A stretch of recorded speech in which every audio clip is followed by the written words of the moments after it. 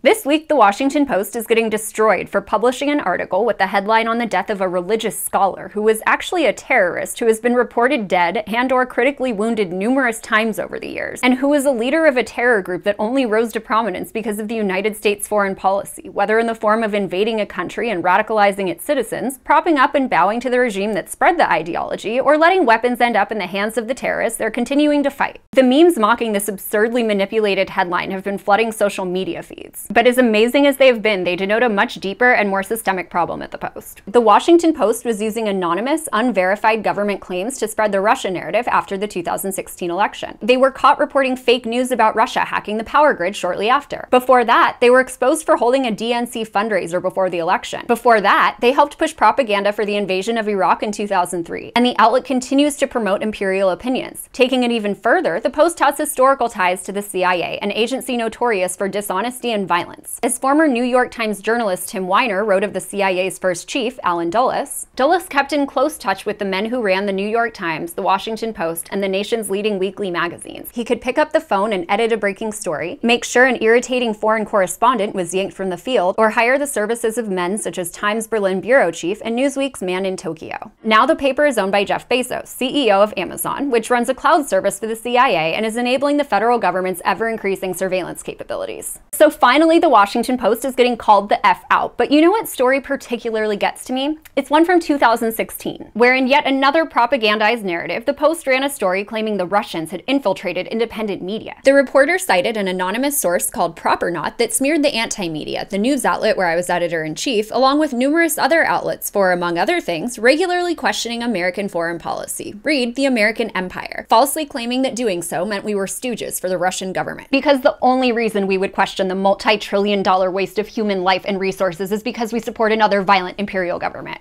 The Post issued a clarification a few weeks later acknowledging their shoddy practices, but the narrative was already set. So amid this fake news narrative, pushed by powerful outlets that themselves were publishing fake news, we were hit by algorithmic changes on social media that severely limited our reach. And then a year ago, Facebook and Twitter outright banned us with no warning. We never published stories as flagrantly unsubstantiated as the Post has. We didn't perpetuate government lies that got innocent people killed. We were trying to challenge the government violence and destruction enabled by this corporate media apparatus that smeared us, and had we made such horrible journalistic decisions as the Washington Post, we would have been reprimanded and destroyed if not outright banned, which is not the reason they gave us for banning us. The Washington Post would never suffer that. In fact, they're in talks to partner with Facebook again, potentially joining such reputable outlets as Fox News. And their loyal base will continue to eat up these stories and narratives despite the factual inconsistencies and the lack of integrity, simply because they confirm their political biases, despite the fact that the Washington Post is a powerful corporation owned by an even more powerful corporation pandering to an audience that loathes corporations. If you're one of those people, it's never too late to be skeptical. Seek out alternative sources of information and think critically for yourself, even when doing so threatens your own beliefs. Forget the Washington Post and all the other lying mainstream media outlets. This responsibility is on us, and it always has been. It's just increasingly imperative in an age of disinformation from all sides.